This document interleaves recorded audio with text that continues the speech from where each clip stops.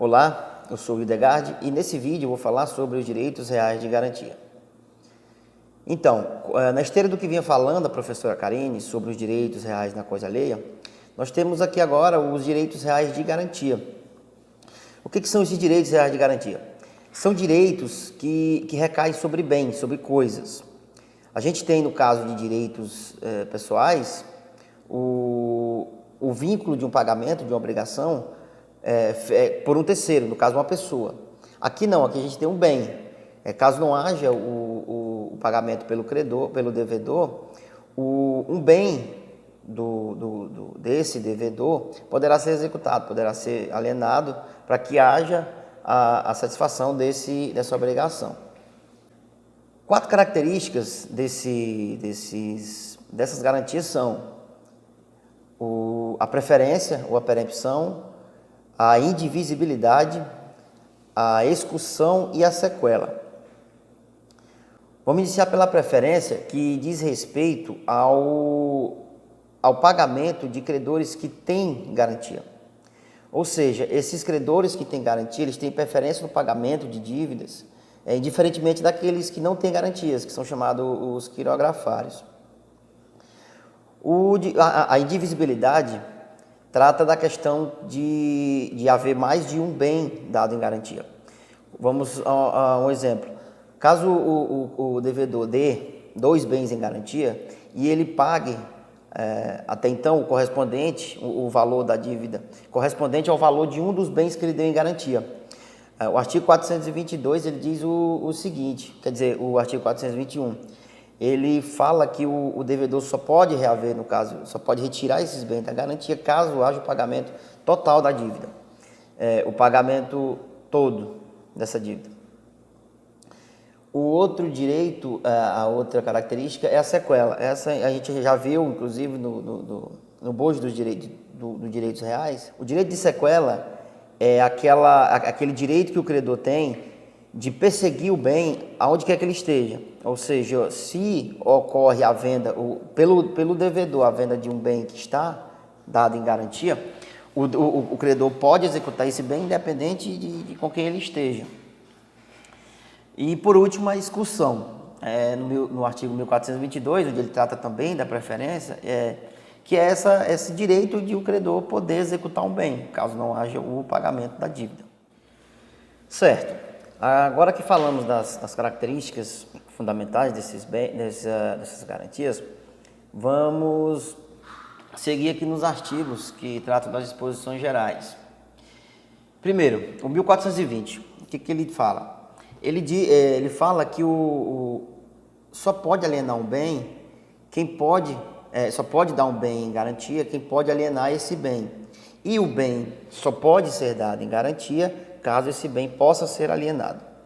Os parágrafos 1 e 2, eles tratam, o primeiro e o segundo, eles tratam do caso de propriedade com mais de um dono. Para que o devedor utilize essa propriedade como garantia, ela precisa do consentimento de todos os proprietários.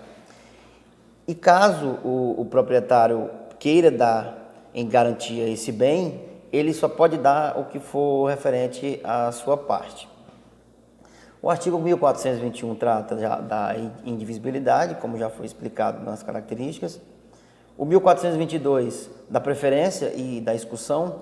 Lembrando que o credor hipotecário e o pignoratício não têm, quer dizer, só o credor hipotecário e o pignoratício têm esse direito de preferência e excursão. O anticrético não tem. Que inclusive o 1423 já explica. O 1424 ele traz o que deve ser declarado no contrato dessas garantias. Então, a gente tem 4 hipóteses aqui, 4 informações que devem ser declaradas. O valor do crédito, sua estimação ou valor máximo, o prazo fixado para pagamento, a taxa de juros, se houver, e o bem dado de garantia com as suas especificações. O artigo 1425 trata do vencimento antecipado da dívida. Essa é aquela situação em que mesmo que a dívida não esteja na data do vencimento, o credor pode fazer a antecipação dela e cobrar ela do devedor. São elas: Caso o bem deteriore ou se deprecie, o devedor será invocado para que faça a substituição desse bem. E caso ele não faça, o devedor pode cobrar a dívida antecipadamente. Se o devedor cair em insolvência ou falir, caso não haja o pagamento das prestações em dias, ocorre a possibilidade de isso configurar renúncia pelo credor e ele poder executar a dívida, o pagamento antecipado, em caso de perecimento do bem, esse não seja substituído, e em caso de bem desapropriado. O artigo 1428 trata da vedação do pacto comissório, então o bem dado em garantia, o credor não pode ficar com esse bem, como há, no caso do Brasil, a vedação do pacto comissório. O que não impede que o devedor dê esse bem em pagamento, aí no caso seria a dação em pagamento. O próprio devedor pagaria o bem dando ele em pagamento, como a gente já viu em direito das obrigações. O 1430, ele fala sobre o valor restante em caso de o credor excutir o penhor ou a hipoteca. Se sobrar algum valor restante a pagar, o devedor ainda fica obrigado a quitar ainda esse saldo restante. Agora, a gente vai falar individualmente sobre cada um dessas garantias.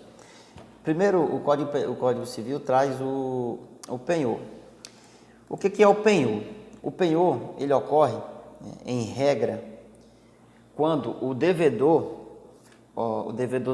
entrega a posse de um bem imóvel para o credor. Em regra, porque há casos em que ocorre o penhor de bens imóveis. E também há casos em que a posse não fica com o credor, ela permanece com o devedor. Um exemplo desses casos são o penhor rural, industrial, mercantil e de veículos, em que as coisas empenhadas ficam em posse do próprio devedor. E no caso de penhor de coisas móveis, elas ocorrem na modalidade de penhor convencional, as especiais de penhor convencional. O artigo 1432, ele explica que esse penhor ele deve ser registrado, assim, o penhor e a hipoteca, essas garantias devem ser registradas e o penhor deve ser registrado no cartório de títulos e documentos. As modalidades de penhor são penhor legal, convencional comum, o penhor rural, que se divide em agrícola e pecuário, o penhor industrial e mercantil, penhor de direitos e títulos de crédito e o penhor de veículos. A extinção do penhor, ela se dá quando ocorre a extinção da obrigação principal, quando a coisa perece, quando há renúncia do credor, quando há confusão obrigacional, confundindo na mesma pessoa a pessoa de credor e de devedor, e a adjudicação judicial, remissão ou a venda da coisa empenhada. O artigo 1437, então, finalizando o penhor, diz que ele só produz efeitos, com a extinção do penhor só produz efeitos com o cancelamento do registro, à vista da respectiva prova. Então, provando que houve o fim do empenho, a extinção dessa garantia. A segunda delas, a segunda garantia, é a hipoteca. A hipoteca é quando o devedor dá ao credor um bem imóvel, dá ao credor a propriedade de um bem imóvel em garantia. Nesse caso, ela pode acontecer também com bens móveis, que é o caso de aeronaves e navios. Nesse caso, a posse direta fica com o devedor e a posse indireta fica com o credor, pois no caso de uma casa, por exemplo, que é hipotecada, o devedor continua morando na casa e o devedor continua morando na casa. O artigo 1473 traz os objetos de hipoteca, o que pode ser hipotecado. Ele descreve os bens imóveis e, no caso, como eu já falei, as aeronaves e os navios. O artigo 1492 explica que as hipotecas devem ser registradas no cartório de lugar do bem que está sendo dado em garantia, ou no de cada um deles, quando se referir a mais de um. As modalidades de hipoteca são a hipoteca convencional, a legal, a judicial ou judiciária. E ela se extingue quando? Primeiro, pela extinção da obrigação principal. Segundo, pelo perecimento da coisa. Terceiro, extinção da hipoteca pela resolução da propriedade do bem hipotecado. Quarto, extinção pela renúncia do credor. Quinto, pela remissão ou resgate. Sexto, pela arrematação ou adjudicação do bem hipotecado. A hipoteca se extingue quando, no registro de imóveis, é feito o cancelamento do registro dessa hipoteca, mediante a prova, assim como acontece no penhor. E por último, tem a anticrese. Segundo a doutrina majoritária, esse instituto ele recai sobre imóveis. Não é muito usado no Brasil, inclusive houve até a discussão se ele deveria ou não ser excluído do Código Civil em 2002, mas ele se manteve, continuaram com ele lá. No livro do Flávio Tartucci sobre o direito das coisas, ele diz que, de acordo com a doutrina clássica, a anticrese, ela, como eu já havia falado, considera que ela recaia sobre imóveis. E ele trata ela de duas formas: como contrato ou como limitação de garantia à propriedade. Na primeira, é um contrato pelo qual o devedor transfere a um credor a posse de um imóvel para o fim de este lhe perceber frutos e rendas, com o encargo de os imputar sobre o débito até o completo pagamento. E na segunda, como limitação de garantia à propriedade, ele tem que a anticrese é um direito real sobre imóvel alheio, em virtude do que o credor obtém a posse da coisa, a fim de lhe perceber os frutos e imputá-los no pagamento da dívida, juros, capital, sendo, porém, permitido estipular que frutos sejam na sua totalidade percebido a contas de juros.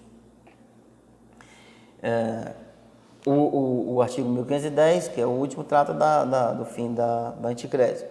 Ele diz que o adquirente dos bens pode remi-los antes do vencimento, pagando a totalidade da dívida e depois retornar a posse desse imóvel. Eu não sei se eu consegui resumir aí em 10 minutos, é muito assunto, né, para tentar fazer um compilado aí, mas era isso que eu tinha para falar sobre os direitos reais de garantia. E muito obrigado.